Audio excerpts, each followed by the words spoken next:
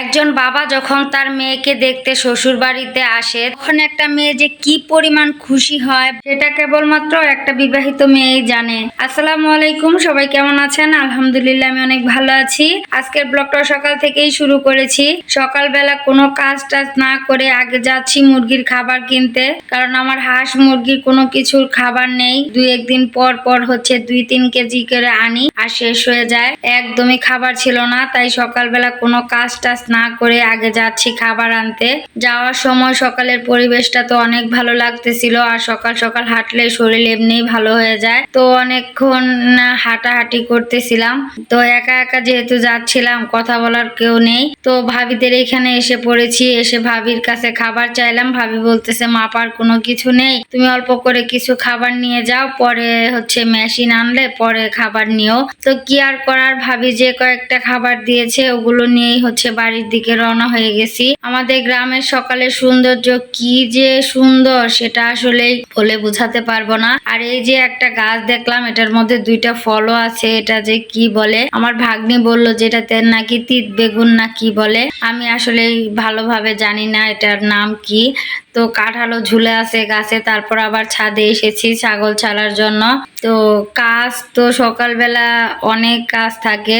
আমরা যেহেতু গ্রামে থাকি, আমরা হাঁস মুরগি ছাগল গরু সবই পালি, তো আমাদের একটু সকালবেলা কাজটা ভারী হয়ে যায়, মানে অনেকটা সময় লেগে যায় এদের পিছনে। আর দেখলাম কয়েকটা ফুল এই যে ড্রাগনের এরকম হয়ে গেছে, এগুলো হচ্ছে ফল হবে না, একদম মরে গেছে।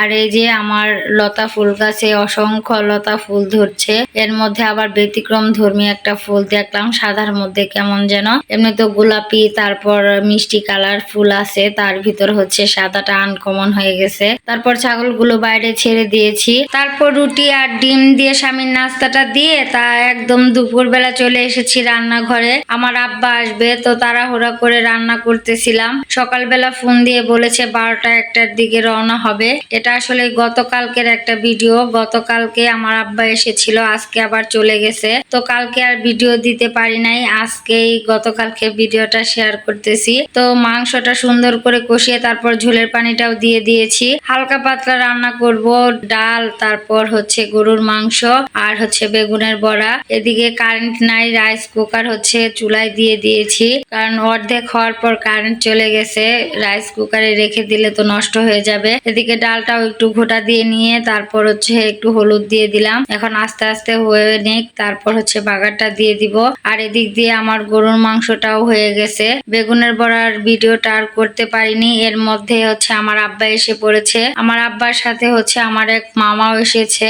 আব্বা আমার জন্য কাঁঠাল, তারপর হচ্ছে দুধ, তারপর হচ্ছে ড্রাগন, আনারস, তারপর আমার পছন্দের দই নিয়ে এসেছে। আমি আব্বাকে ফোন দিয়ে বলেছিলাম যে আমার দই খেতে ইচ্ছে হয়েছে, তো আমার বাপ তো মানে অনেক যত্ন সহকারে আমার জন্য দই নিয়ে এসেছে। ছেলে আগে গিয়েছিল, পরে আবার আমি গিয়েছিলাম। এর মধ্যে হচ্ছে আমি খাবার টাবার রেডি করে নিয়েছি, আব্বাকে খাবার দিয়ে দিয়েছি। পরে রাতের বেলা ভাগ্নি হচ্ছে কাঁঠাল ভেঙে নিচ্ছিল, ওর নানা কাঁঠাল এনেছে, কাঁঠাল খাচ্ছে আমার মেয়ে আর ভাগ্নি। আর আমি এর মধ্যে একটু ভিডিও করে নিলাম। আর দই তো খেয়েছি, অনেক মজা লেগেছে। আর আব্বা দুধ এনেছিল, ওই দুধ দিয়ে হচ্ছে সেমাই রান্না করছি আমার আব্বার জন্য। আব্বা যখন এসেছে মনটা আসলে এমনিতেই অনেক খুশি হয়ে গিয়েছিল, আজকে আবার চলে গেছে, মনটা একদম খারাপ হয়ে গেছে, কারণ আমার আব্বা অনেক দিন পর পর আমার কাছে আসে।